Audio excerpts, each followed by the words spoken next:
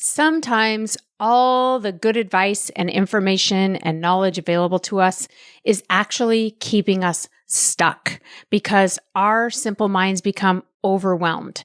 There's so much good information out there, so much good advice, so many people offering us strategies and tactics and mindset stuff and all the things that I offer you here on this podcast even.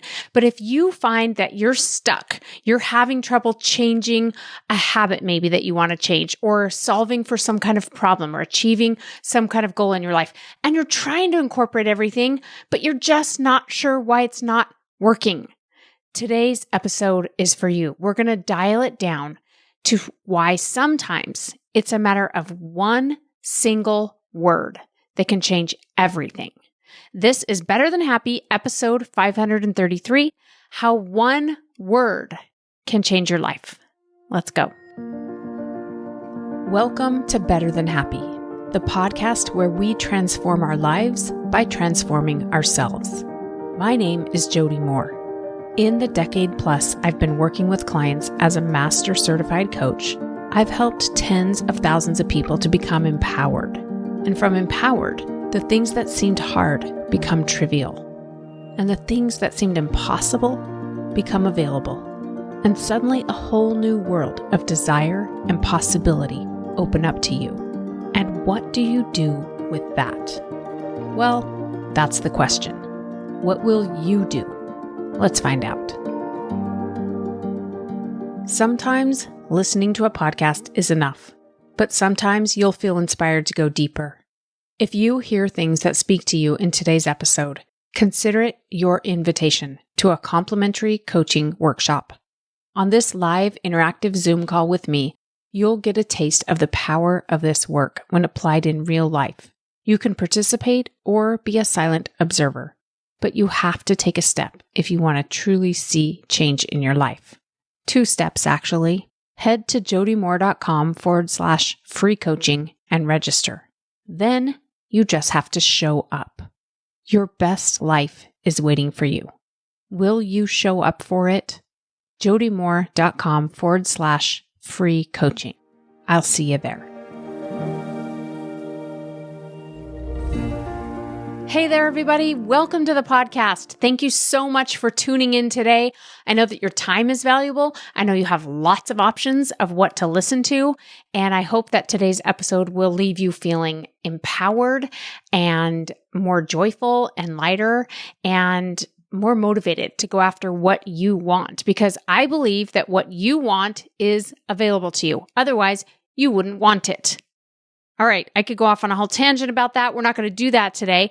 Let me just start with some quick updates. Last week, as of the time I'm recording this, I got to hang out with a bunch of you live here in the San Diego area. We did our 12 for 12 workshop, which is get 12 clients in 12 weeks for all my coaches building businesses. And oh my gosh, it was amazing. Like the energy that you guys brought, the fire that was in that room, the ideas, the inspiration, the support, the tears, all of it. I'm still on a huge high from. So thank you to everybody that came to that.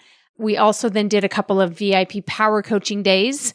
Those of you in the lab know that once you've been there for 6 months or longer, you get to come spend a day with me in San Diego for free.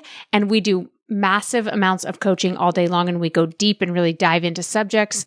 And again, such an amazing day. I love you all, everyone who came. If you weren't there, put it on your bucket list to come and hang out with me live. I love so much being with you guys in person. So selfishly, I need it for me, but I know you guys get a lot out of it, out of being not just with me, but with each other live. It's just a totally different experience, right? Okay, so today I wanted to talk about some single words that can be game changers. And I know that because sometimes I offer them to my clients when I'm coaching them, but more often even I use them to get my own brain in the right place, to get it working for me instead of working against me. And that is literally how I think about my brain, is that it always thinks it's working for me. It's always attempting to work for me, but sometimes the very things it's offering me that it thinks are helping me are doing the exact opposite. They are actually sabotaging me. So it never has bad intentions, but it is often misguided. And that's where our ability to use the tools that I'm teaching you here to become just aware in the first place of the difference between facts and thoughts, and know that thoughts are not facts, that they are optional, that there's more than one way to tell any story. There's more than one way to think about any situation, and certain ways are going to serve us better than others. That knowledge alone will shift a lot for you. But then being able to redirect your brain when you choose to, when appropriate, when necessary, when you want to get a different result. And that's how you'll know it's appropriate and necessary, is you'll decide, I don't like the result I'm getting here. I'm tired of feeling this way. I'm tired of being frustrated and angry all the time. I'm tired of feeling sorry for myself. I'm tired of blaming people and being mad at people, or being freaked out about the state of the world, being anxious, being panicked, being overwhelmed, being scared. Whatever you're tired of feeling is an indicator that maybe you want to go in and take a look at what you're thinking. Now, that's not to say that everything's all in your head. Okay, that's not what I mean. I don't mean that you shouldn't take action to create what you want in your life. In fact, I want you to take lots of action to create what you want in your life. I just know that sometimes the reason we're not taking action is because of what's happening in our heads. Or sometimes we're taking less effective action. The action is not quite big enough, or it's not focused enough, or it's not effective in the way we want it to be because of what's happening in our heads. Okay? So I'm not talking about you just sitting around going, I guess I should just feel good about everything. I'm saying, how do I want to feel that will help me be who I want to be? What will help me show up in the way I want to show up? But what will help me even have the courage or the ideas or the capacity to be able to do that?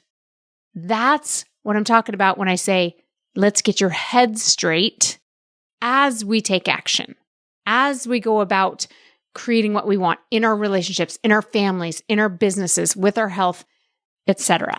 You get my point? Okay, so oftentimes people say to me, I need a new thought.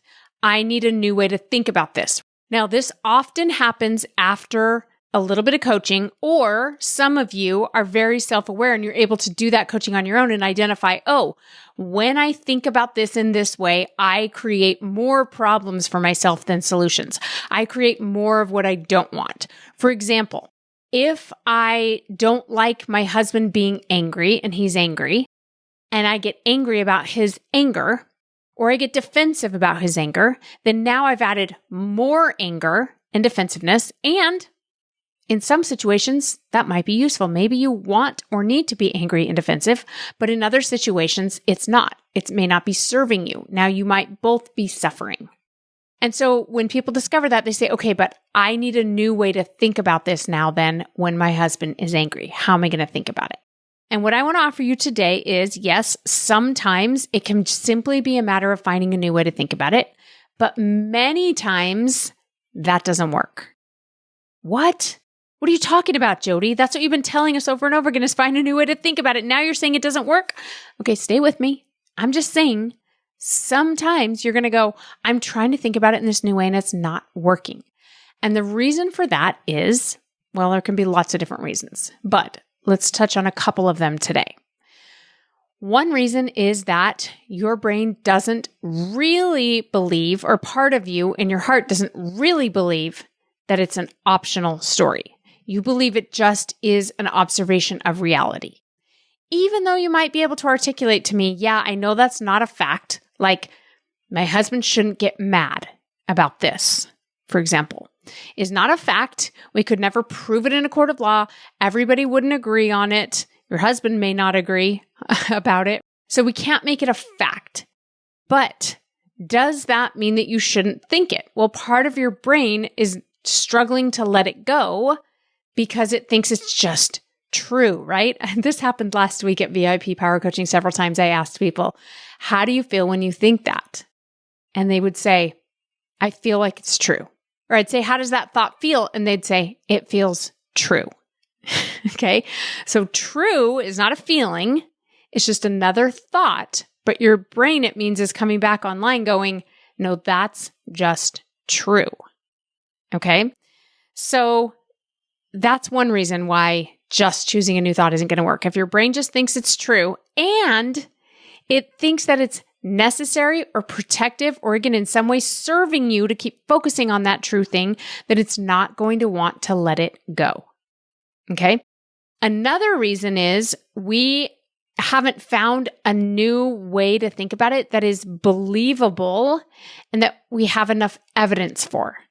Okay. So when we go to new thoughts, new stories, they're still just thoughts.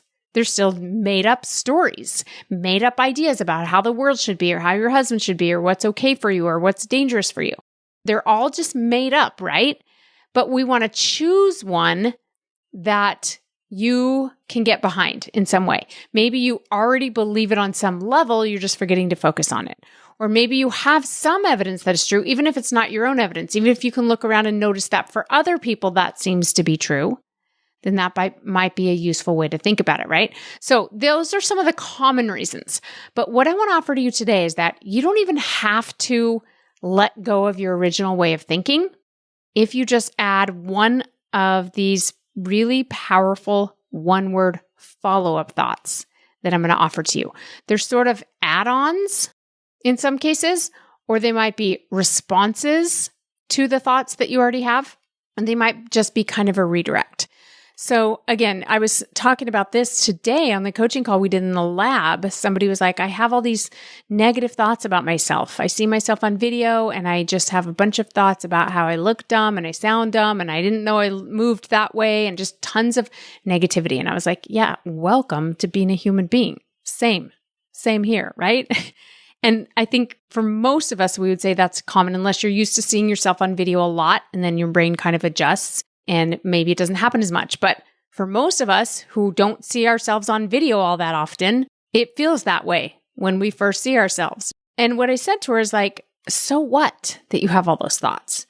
How do you reply to your brain when it gives you those thoughts? What does the conversation sound like in your head? Is it just one way where this negative part of your brain is attacking you and then there's no reply and you just shut down and you are sitting in a corner sulking and pouting and feeling bad?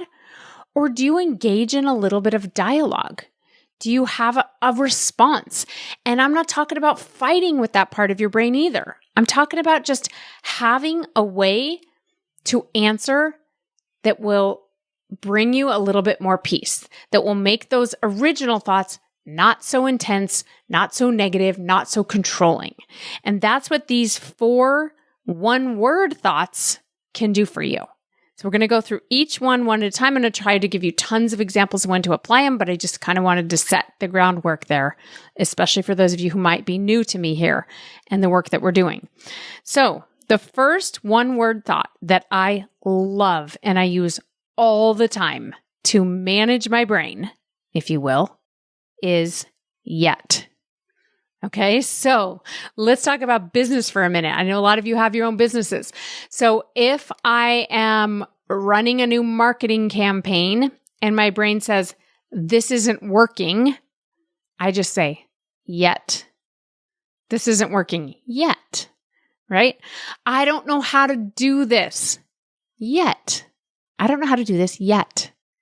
Okay, now I'll tell you what. Imagine like if you said to your friend or somebody, I don't know how to do this, and they said, yet. You might want to slap them, right? Because you're like, I'm just trying to complain here. I'm just kind of trying to feel sorry for myself, or I'm trying to like give a valid reason why I'm not going to try anymore for now. I'm trying to shut down taking action on this thing or thinking about this thing. I'm trying to shut it down. That's what your brain's trying to do. Shut it down because it's a lot to think about. It's a lot of effort. It doesn't feel good because we're not getting the result we want, and it's trying to shut down. What happens when you say yet? It's the opposite of shutting down. It implies that we're going to keep trying. It implies that we're going to figure something out. And the brain does not like that. Right? My brain doesn't anyway sometimes, but it's so useful because I don't want to quit. I don't want to give up on the thing. I haven't lost any weight yet. I can't eat the way I want to yet. I'm not exercising consistently yet. I'm still yelling at my kids. I haven't figured out how to stop yelling at my kids yet. What happens when we add the word yet? Suddenly, the brain has to wake back up and go, okay, well, what am I going to try next? Where do I need to go to learn more about this? Or what strategies do I want to try next? And that word, I'm telling you, is a game changer. Coaches come on my calls in the Lab Coach Access where we're coaching on business, and they'll often say, I'm running a Facebook ad and it's not converting. And I always say, why in the world would you ever choose that thought? And they're like, it's not a thought. It's just true. It's just the reality. It's not converting. I'm like, what does that even mean? Is it costing more than you want it to cost? Or is literally not one person clicked on your ad? And even without knowing any of that, without diagnosing what's really going on here, we could just say that ad is not converting yet. It's such a better thought. It keeps us in the driver's seat. It keeps us engaged in not only trying things and learning things, but it makes it okay that we're not there yet.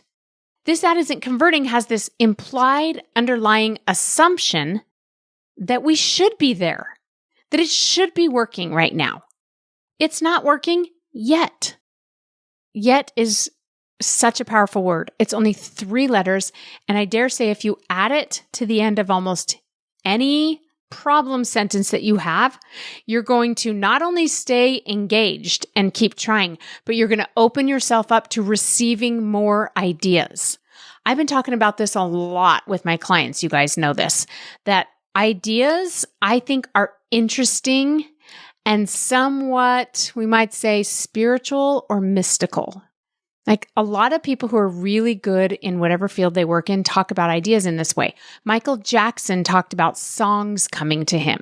I've heard Taylor Swift say the same thing about songs coming to her, and many other musicians, right? Talk about that these songs come to them in the form of ideas. And then they need to do something with those ideas. Elizabeth Gilbert talks about this in her book, Big Magic. She's an author, right? So she talks about ideas for stories and for books that come to her. And that if she doesn't make it, if she doesn't write that book or do something with it, that idea leaves her and goes to someone else. And I have found ideas to be very mysterious in this way as well. That when I am in a receiving mode, ideas come to me. And when I'm not, they don't. And as soon as I say to myself, I don't know what to do about this problem, I'm shutting the door on ideas. But if I say, I don't know what to do about this problem yet, I haven't figured this out yet, then I've opened the door and ideas are now invited to keep coming in. And you can think of it as sort of magical and spiritual, or you can think of it as scientific because of the reticular activating system and the way the brain works. Whatever works for you, I don't care. Yet is a super powerful word. I would invite you to add it to your regular thought patterns and see what happens. It just might change your life. Let's go to the next one-word thought. This one, I actually, not that I hadn't heard of this word before, but I hadn't considered using it at the end of my thinking until my mastermind event I went to. I'm in James Wedmore's mastermind group with a group of amazing people. And it was at the mastermind that somebody brought up that this is such a useful word. And I started using it. And this was, I don't know, not even 6 months ago. I started using it and noticing how powerful it is. And the word is unless. So our brains, in the same way we try to shut down like we talked about previously, we try to stop figuring things out, we try to stop taking action when things get overwhelming or we can't see the end of the path. We do the same thing with this won't work. This isn't possible. That can't be. There's no way A could equal B in this scenario. And the brain does that because it doesn't want to go try. This is often comes up before we've even tried, or at least we haven't tried the next thing, right? That's not going to work. People won't want that. Again, I apologize. I keep going to business examples, but that's what's kind of on my mind right now. But this is relevant in any area of your life. My kid won't respond to that. That won't get him to behave. That won't help him. My husband, this won't work with my husband, right? Or my wife or my spouse or whatever. It won't work in my situation. And then we add unless. Ooh, it's such a powerful word. Just saying it out loud makes my brain again wake up. All of a sudden, I start thinking bigger. I start thinking more creatively. I start thinking more strategically. And you have to sometimes let questions sit there unanswered for a while. Maybe the solution doesn't come to you right away, but what I love about the word unless is it opens up possibility. Okay, so let's say you decide you're going to change your eating habits and you're going to start eating more protein and fiber and less sugar and whatever other crap. This is one I've personally taken on a lot of times in my life. So when I decide, okay, I'm going to start eating differently, I'm going to eat in a way that serves my body. My brain wants to go, that's going to be really hard. And I'm probably not going to be able to sustain that, especially for dinners. For me, breakfast and lunch comes a lot easier because I'm on my own for that. But dinner, I've got a bunch of kids and a spouse, and it's the end of the day and I'm tired and like trying to figure out what to make for dinner. Super overwhelming to me anyway. So now if I'm going to try to change it all up and I'm going to have a bunch of kids complaining because they don't like what I'm making, my brain wants to be like, that's going to be really hard, if not impossible. And when I add unless, then suddenly I start thinking of ideas. Now, here's the rule with this one that I want to offer to you. Not a rule, just a suggestion, okay? Is that you have to let yourself come up with really ridiculous ideas in the beginning that you might never execute, okay? This is similar to the word yet. With unless, we're welcoming in ideas and we're opening our minds up to be more creative. But if you shut down ideas with, no, I can't do that, then you close the door again on ideas. So when you notice yourself want to shut it down, again, say unless. So for example, if I'm like, no, there's no way I can sustain that. Like it's super hard at dinner time, all these kids. And then I go, unless I had a personal chef who cooked for us every night and just grocery shopped and made our dinners and made sure that they were healthy and it was as delicious as possible. And then maybe we could live that way forever. Then my brain comes online with, yeah, but you can't afford that, nor would we even want to spend the money on that. What a waste. That's a ridiculous, whatever, indulgence that we're not going to do. And then I say, unless what? Unless it wasn't a personal chef, it was just some friends and we all took turns cooking for each other and traded meals. Okay, well, that's not going to work because my friends don't want to do this. Okay, that's not going to work unless what? Notice if we just keep asking unless, and I'm not saying you have to have just one idea and run all the way down the rabbit hole with that one. I'm just saying unless what? Unless what? And be ridiculous. Unless I had unlimited money, unless I had fill in the blank. Let it be impossible. Let it be something that you don't have, but don't shut it down then with, yeah, but I don't. Yeah, but I can't. Yeah, but I don't know anyone. Just go, okay, but that is not going to work unless what? And I'll tell you what, I've come up with some really amazing ideas. Again, I use this one a lot in my business. Like, I don't know if that offer is going to sell. I don't know if it's going to convert. I don't know if people are going to get the result I want to help them get. I don't know if this is going to work for my clients. I don't know if it's going to work for my business. I don't know if I have the time to do it. I don't know if we have the capacity. I don't know if I have the skills. And then I go, unless what? And sometimes I find solutions that I hadn't even considered. Like, unless I get someone else to do this part, unless we make it simpler, unless we take something we've already created and we repurpose that into something else. And there's so many good ideas I find on the other side of unless. Mostly, I think what it does is help me start thinking bigger, which makes me think better. And even though I start with impossible things, I eventually find things that are possible, that are reasonable on the other side of my new favorite one-word thought, unless. Give it a try, okay? Let's go on to the third one-word thought I want to offer to you today, which is the word okay. Now, here's the great debate. Is okay a word like O-K-A-Y, or is it two letters, O and K? I don't know. We're not going to solve for that today. Just let me sneak it in here as a one-word thought, okay? Because It's powerful. Okay just tells your brain, we can stop worrying about this. It's okay. All right. So for example, my child is really struggling in school this year. That is not a fact. Your brain will think it is. Your brain will think it's an observation of your child and what's going on for him or her at school this year, but it is not. It is a sentence. It can't be proven in a court of law. And even though you might have a lot of proof and evidence for it, it's still just a thought. Now, for most parents, when I ask them, how do you feel when you think the thought, my child is really struggling in school? They say, I feel worried. I feel overwhelmed. I feel responsible. I feel guilty.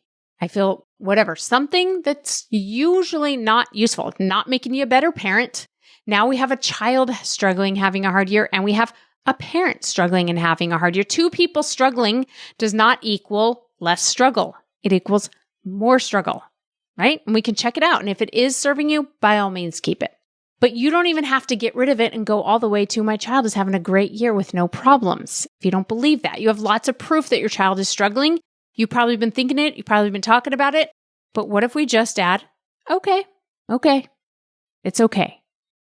I'm going to cheat and make it a 3-word sentence. And that's okay. It is okay, right? It's okay for your child to struggle. I mean, none of us want our kids to struggle. We're not trying to make them struggle. We're not inviting struggle. We don't pray for struggle. But if you stop and think about it, maybe we should actually. Struggle is really good for us. Struggle invites the opportunity for growth. Struggle invites the opportunity for some self-awareness. Struggle is the way that we progress. We become more confident. We become more capable because we work through the struggle. So I'm not saying that you should let this word okay make you complacent or bury your head in the sand or pretend like everything's fine. That's not what I'm saying. I'm saying you're going to be much better at helping your child from a more peaceful, this is okay, we're going to be okay, we're okay right now, he or she is okay, and they're going to be okay, and I'm going to be okay. This is all okay. And I got to tell you something, my friends, no matter what's happening, it is okay. It is. What's the alternative? It's not okay. Something's gone terribly wrong. We should be upset about this. We should run around in a frenzy, upset at everyone. No, that's not useful, right? Okay, my child is struggling. Okay. Now what? Who do I want to be? How do I bring some calm and peace? How do I also best support them? How do I offer resources and help and tools, but not because I need to help them and control them and change them so that I can feel better? How do I offer resources and help and tools from a place of, it's okay. It's okay to struggle. Did you know this? It's okay for your child to struggle. It's okay for you to struggle. Not only okay, necessary part of the human experience. Now listen, I'm preaching to the choir here. I have to remind myself this just as much as anyone else. But when I stay in an anxious state of none of this should be happening, I am not the person that brings help and solutions to any problem. I'm just not. I bring more worry and confusion and stress. And I kind of sit back, clenching my knuckles, going, what are we going to do about this, you guys? Where's the hero that's going to come and save us? It's not useful. It's not useful. You know what is useful? Okay, I guess we have this challenge now. Okay, I guess this. What do we do now? Who are we going to be? How are we going to show up for this? How are we going to go all in on this? If we were going to be the varsity player on the team, but instead of playing on the basketball team or the volleyball team or the football team, we're playing on the team of this challenge. What does a varsity level player do? They show up for it. They go to practices. That means we practice negative emotion. When we're a star athlete, we don't come home going, practice was hard and it shouldn't have been. They're like, yeah, practice was hard and I stayed after and did extra reps because that's who I want to be here. Who are you going to be? That's going to come from accepting that it's hard, understanding that it's hard, and it's okay. I love that little follow-up thought, and it's okay. Even when you start noticing yourself not showing up the way you want to be. This comes up a lot when people say, my husband gets upset and then I get upset at him for getting upset. And I know I shouldn't do that. I'm like, no, take off that last part. I know I shouldn't do that and just add, and that's okay. I'm telling you, this is the best beginning for changing yourself. You have to embrace yourself to change yourself. You don't reject yourself and judge yourself and then make positive, long-lasting changes. You embrace yourself. You understand your humanness. And you can do this for yourself, and you can do this for other people, and you can do this for circumstances outside of your control. And that kind of an acceptance is where you become empowered to contribute in a useful way. It's not laying down being a doormat. It's not that we don't have boundaries. It's not that we don't show up. It's that we don't do it from anger, anxiety, fear, worry. We do it from confidence, peace, love, trust, and abundance. That's the difference when you add this one word, okay. Now, the last one word thought I'm going to give you is, again, another kind of a similar version to okay, but it takes it all a step further. And on just this past Sunday, I went to a fireside, which in the LDS church is where we get together. I think it used to happen by a fire. But anyway, we get together and we have really enriching discussions. Often we do these for our teenagers or our youth. And we just try to have great discussions around really core principles and values that we want them to take on in their lives. And so this particular one was amazing, put on by a couple of amazing people in my ward that I go to church with. And they were talking to kids about being resilient and about handling challenges, especially emotional challenges when life's not fair. And they showed a video from Jocko. You guys know Jocko Willink? He is a former Navy SEAL and now teaches leadership and motivational speaker. This word that he said over and over again in this video, I want to offer to you today. And the word is good. Okay, so he said when his team comes to him saying, hey, we didn't get the supplies we were expecting for our next mission, he says, good. They say, this thing is going wrong. We expected this and this happened instead. And he says, good. And it's a step beyond that's okay, right? It's good. Okay, this thing didn't go according to plan. My launch that I did in my coaching business didn't get me the leads that I thought it was going to get, didn't get me the clients I thought it was going to get. Good. This thing didn't work out according to plan. Good. Why would he say that? Why would he say good? Because Jocko, if you look up Jocko, he is a strong guy. He's physically strong. He has a powerful, strong voice, and he knows that that kind of adversity is what makes us better. It's what sharpens the saw, right? So he not only says, and it's okay, he says, good. Now, I realize that's a step beyond, and if you can't get there and it doesn't feel believable to you, okay, that's fine. But when you can pause and go, good. Now, I am pretty different from Jocko. My personality is pretty different, so it might sound a little different to me, and this is where you have to find what feels like you in terms of how you're going to think about things. But for me, it sounds more like, this might be really useful, actually. This might be exactly the direction I need to go. This might be the very thing that's going to serve me in some way. Either it's pointing me in the direction I need to go, or it's helping me become who I need to become to get to the place I'm trying to go. Okay, it sounds a little bit more like that in my head, but I like how Jocko just says, good, period. This thing didn't work, good. I realize it's extreme. It's not going to work for you in every situation, but in some, I bet it will. And more than anything, think about how you feel when you do believe that thought about whatever's going on in your life. You hear yourself getting frustrated, you hear yourself complaining about something, and you answer it with good, it shifts everything. It puts you back in the driver's seat of your own experience. And you are always in the driver's seat, but sometimes we don't want to recognize it. We want to cower away. We want to feel sorry for ourselves. We want to be in a place of being stuck. And if you need to be in that place, that's okay. Don't beat yourself up for it. Come to my coaching call and I can help you out of it when you're ready. There's grieving that has to happen too, right? And sometimes a grieving process over what we thought was going to happen in our lives is necessary. But then at some point, you got to step up and take ownership. And that's when you say, this thing didn't happen the way I thought it was. Good. Let's go. Now what? All right. Those are my 4 one-word thoughts I wanted to offer to you today. What did I forget, you guys? I wanted this to be an odd number for some reason when we do listicles like this. I don't like even numbers. I wanted it to be 5 or something, but I couldn't think of a fifth one. So if you have one that I forgot, please come over to the Instagram and share it with me or send it in to me somehow. Instagram's probably the easiest way to get a hold of me. There will be a post you can comment on or however, send it, DM it to me, call it into our hotline. Whatever you want to do. I want to steal your one-word thoughts because I know there are a lot more out there that I probably didn't think of today. But thanks for tuning in. Thanks again for sharing this episode if you found it to be helpful. And I'll see you next week on another episode of Better Than Happy. Have a beautiful week. Oh, wow. Look at that. You made it to the end. Your time and attention is valuable, and I don't take it lightly that you made it this far. In fact, it tells me you might be like me. Insatiably curious about people and life and potential and connection. Maybe you have big dreams but a small budget and no time. You're tired but bored.